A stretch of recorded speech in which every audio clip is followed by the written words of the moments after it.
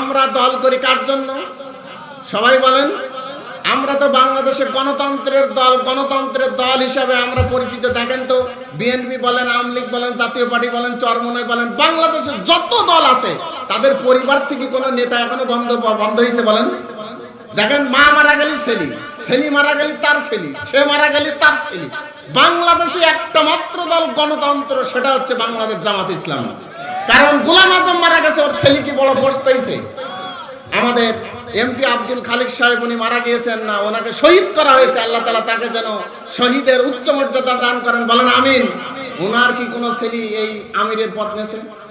আচ্ছা, এবার একটা বলেন তো, এই বাংলাদেশের জামাত ইসলামী বাদে অন্য যে রাজনৈতিক দলগুলি আছে, আপনারা একটু বিবেক দিয়ে চিন্তা করেন, আমার কথা না, যে এরা ইউনিয়ন থেকে শুরু করে নিয়ে, ইউনিট থেকে শুরু করে নিয়ে, ওয়ার্ড থেকে শুরু করে নিয়ে, ইউনিয়ন থেকে শুরু করে নিয়ে, উপজেলা, জেলা, বিভাগ, কেন্দ্র পর্যন্ত সব নেতা এই যে 5ই আগস্টের পরে সব জায়গায় আমিন নির্বাচন হয়েছে। দেখেন তো যে দুইজনের কোন জায়গায় ফেসবুকে আফসোস করতে দেখেছেন?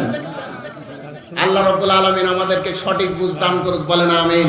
বিশেষ করে আমার স্ত্রীর ভালোবাসায় আমি বাড়িতে চলে আসতাম, বাজার ঘাটে বন্ধুর সাথে আমি আড্ডা দিতাম না, স্ত্রীর সাথে খুব সুন্দর ব্যবহার করতাম। বাড়ি থেকে বের হওয়ার আগে স্ত্রীর কাছ থেকে অনুমতি নিয়ে আমি বাড়ি থেকে বের হতাম। কিন্তু আমার কি জানি হয়ে গেল, ওই রাস্তা দিয়ে চলার সময় বেগানা নারীর দিকে আমার চোখটা যখন যেতে লাগলো, আমার স্ত্রীর প্রতি আমার মহব্বতটা দিন দিন কমতে শুরু করলো।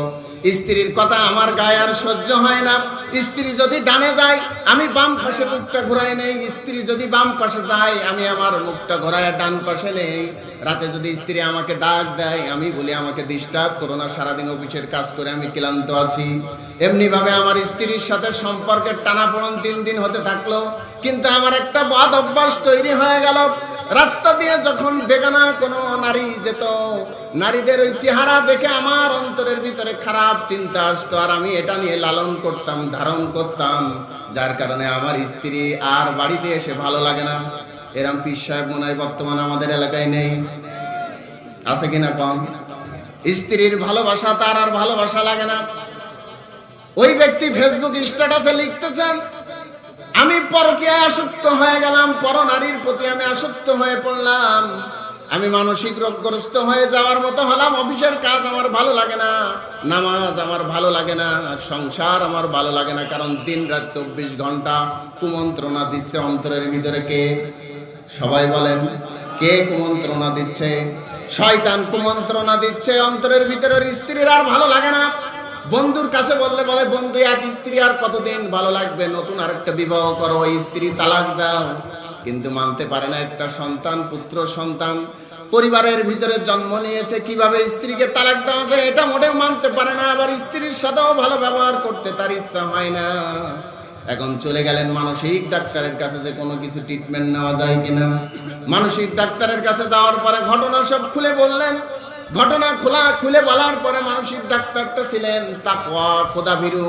উনি ওনাকে বললেন, ও ভাই, তোমার কোনো ওষুধ দেওয়ার প্রয়োজন নাই। যদি তুমি একটা নির্দেশ মানতে পারো, একটা নির্দেশ যদি তুমি ফলো করতে পারো, তাহলে তুমি এখান থেকে বেরিয়ে আসতে পারবা, তাই ছাড়া বেরিয়ে আসার কোনো লাইন নাই।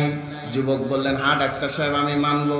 তখন ডাক্তার সাহেব পবিত্র কুরআনুল কারীম হাতে নিলেন, নিয়ে সূরা নূরের 30 নম্বর আয়াতটা তিনি তাকে তালকিন দিলেন। 30 নম্বর আয়াতটা তাকে বুঝালেন। আল্লাহ রাব্বুল আলামিন সূরা নূরের 30 নম্বর আয়াতে কত সুন্দর করে বলছেন, কুল্লিল মুমিনিনা ইয়াগুদ্দু মিন আবসারিহিম ওয়া ইয়াহফাজু ফুরুজাহুম যালিকা আযকা লাহুম ইন্নাল্লাহা খাবীরুম বিমা ইয়াফনাউন। জোরে বলুন আল্লাহু আকবার। ডাক্তার ওই যুবককে বলতেছেন, আল্লাহ রাব্বুল আলামিন বিশ্ব নবীকে জানিয়ে দিয়েছেন, ও মুমিন পুরুষেরা, তোমরা তোমাদের পরনারীর দিকে যখন তোমরা দৃষ্টি পড়বে, তখন তোমাদের দৃষ্টিকে অবনমিত করে রাখবে, দৃষ্টিকে তোমরা হেফাজত করবে। ও যুবক, তোমার এই রোগ থেকে মুক্ত হওয়ার জন্য, ও যুবক, তুমি পরনারীর প্রতি আসক্ত হয়ে পড়েছো, পরকীয়ার প্রতি আসক্ত হয়ে পড়েছো। এই জন্য যুবক, তুমি এখান থেকে ফিরে আসার জন্য যখনই তোমার পরনারীর দিকে দৃষ্টি যাবে, সূরা নূরের এই 30 নম্বর আয়াতের প্রতি তুমি আমল করবে। যুবক বলল, হ্যাঁ তাই করব। ডাক্তারের কথা মতো যুবক বেরিয়ে আসলেন। রাস্তায় এসে সুন্দরী নারীর সাথে তার যখন দেখা হয়ে গেল, যখন তার রাস্তায় সুন্দরী নারীর সাথে দেখা হয়ে গেল, চক্ষুটা সঙ্গে সঙ্গে নিচে নামালেন আর মনে মনে বললেন, আল্লাহ রাব্বুল আলামিন আমাকে নির্দেশ দিয়েছেন বেগানা নারীর দিকে নজর দেওয়া যাবে না। এবার বাড়িতে আসলেন, বাড়িতে ঘুম আসে না, মাথার ভিতরে টেনশন। এবার মোবাইলে এবার ওই যে পর্নোগ্রাফি দেখার জন্য রাজি হয়েছে, যে পরনারীর দিকে আর তাকাবো না, কিন্তু মোবাইলে এই পরকীয়া আর করবো না, কিন্তু মোবাইলে আমি খারাপ ছবি দেখবো, ভিডিও দেখবো। যখনই খারাপ ভিডিও মোবাইলে অন করেছে, তখন ওই ডাক্তারের কথা মনে পড়েছে যে ডাক্তার যে আমাকে নির্দেশ দিয়েছে, আল্লাহ রাব্বুল আলামিন পরনারীর প্রতি দৃষ্টি দিতে নিষেধ করেছেন। ওই খারাপ ভিডিও সে বন্ধ করে দিল। একদিন, 2 দিন, 3 দিন, 15 দিন যেতে না যেতেই কোন নারীর প্রতি যখনই তার চোখ যায়, সঙ্গে সঙ্গে সূরা নূরের ওই 30 নম্বর আয়াতের কথা মনে পড়ে যায়। এবার 15 দিনের পরে এসে অফিস থেকে তাড়াতাড়ি বাড়ি এসে স্ত্রীর প্রতি তার মহব্বতটা পূর্বের জায়গায় ফিরে গিয়েছে। বাড়িতে এসে স্ত্রীকে জড়িয়ে ধরে বললেন, স্ত্রী আমাকে মাফ করে দাও, আমাকে তুমি মাফ করে দাও। তোমার সাথে এই 2টা বছর খুব খারাপ আচরণ করেছি, তোমাকে আমি সহ্য করতে পারতাম না। তুমি যখন আমাকে ডাক দিতে আমার মনে মনে রাগ হতো, তুমি যখন ডানে আসতে আমি বামে যেতাম, আর তুমি যখন বামে আসতে আমি ডানে যেতাম। রাতে যখন ডাক দিতা তখন আমি নানা অজুহাতে তোমার কাছ থেকে আমি বিরত থাকতাম। তোমার যে হক আমি আদায় করতে পারি নাই, তুমি আমাকে মাফ করে দাও। তখন স্ত্রী বললে, স্বামী আমার তুমি কেমনে এমন হিদায়াত হলে? তখন স্বামী বললেন, আল্লাহ রাব্বুল আলামিন এই কোরআনুল কারীম দিয়েছেন মানুষের জীবন গঠন করার জন্য। সামান্য একজন ডাক্তার সূরা নূরের 30 নম্বর আয়াতটা মান্য করার কারণে আল্লাহ রাব্বুল আলামিন আমাকে পরকীয়া থেকে মুক্ত করে দিয়েছে। এরকম পিসায় পুনায় আমাদের সমাজে নাই নাকি কোন? এই দেখেন, একটা আয়াত মানার কারণে সংসারে শান্তি আসছে না? কথার জবাব দেন। আজকের আমরা অধিকাংশ পুরুষ, অধিকাংশ মা বোনেরা আসছেন, আমার আওয়াজ মা বোনদের কানে যাচ্ছে। মা বোনেরা যেভাবে রাস্তায় বেহায়া বেপরদায় চলাফেরা করে, অবশ্যই এর জন্য কাল কিয়ামতের ময়দানে আল্লাহর কাঠগড়ায় দাঁড়ানো লাগবে না, লাগবে না। আর মা বোনেরা যে বেপরদায় চলে, তার জন্য 4 জন পুরুষ দায়ী। 1 নম্বরে পিতা, 2 নম্বরে ভাই, 3 নম্বরে স্বামী, 4 নম্বরে তার বড় ছেলে। আমি সংক্ষেপে বললাম। এজন্য আমরা সবাই কুরআনুল কারীম দিয়ে দেশ পরিচালিত হোক, তাহলে দেশে শান্তি আসবে, সমাজে শান্তি আসবে। কোনো চাঁদাবাজি থাকবে না, লুটতরাজ থাকবে না, হানন থাকবে না, চেয়ার নিয়ে কাদা ছোড়াছুড়ি থাকবে না। বাংলাদেশের একজন প্রখ্যাত মুফাসসির, যুবকদের আইডল ডক্টর মিজানুর রহমান আজারী, চেনেন না আপনারা সবাই? উনি বলেছেন, আপনারা মেহেরবানি করে একটু সামনে আগে আসেন, পেছনের ভাইরা দাঁড়িয়ে আছে, একটু সামনে আগে আসেন। ডক্টর মিজানুর রহমান আজারী ভাই উনি বলেছেন, এক দল খেয়ে গেছে আর এক দল খাওয়ার জন্য রেডি হয়ে গেছে। বলাতে মনে করেন যে এক দলের মাথায় আর কাজ করতেছ না, কারণ কাঁঠাল চোরের, সবাই বলেন, কাঁঠাল চোরের মাথায় এটা। কই জামাত ইসলামের কোন নেতৃবৃন্দুতে একথার প্রতিবাদ করেনি, কই জাতীয় পার্টির কোন নেতৃবৃন্দুতে প্রতিবাদ করেনি। তোমরা কেন করলে? তার মানে তোমাদের ধান্দা ক্ষমতায় যাওয়ার আগে আমরা লুটপাট করি, দেশটা খাওয়া পারি। সম্মানিত হাজিরিন, আমাদের আমিরে জামাত ডাক্তার শফিকুর রহমান উনি বলেছেন, আমরা এমন একটা বাংলাদেশ চাই যেখানে কোনো বৈষম্য থাকবে না, হিন্দু থাকবে না, বৌদ্ধ থাকবে না, খ্রিস্টান থাকবে না, কোনো ভেদাভেদ থাকবে না, চাঁদাবাজি থাকবে না, লুটতরাজ থাকবে না, ধর্ষণকারী থাকবে না, হত্যাকারী থাকবে না। আপনারা কি সবাই আমিরে জামাতের কথা একমত পোষণ করেন? কারা কারা 2 হাত তুলে আল্লাহকে দেখান। আল্লাহ তাআলা কবুল করুক। আগামীতে নির্বাচন আসতেছে, আমরা যেন কোরআনের পক্ষে আমাদের সিলটা দিতে পারি। পারবো তো ইনশাআল্লাহ? এই সবার মঞ্চে বললে হবে না, অন্তরে নিজে দিতে হবে। নিজের যারা বন্ধু আছে তাদেরকে দেওয়ানোর জন্য চেষ্টা করতে হবে। যারা ভিন্ন ধর্মী আছে, আজকে দেখেন আমরা দল করি কার জন্য?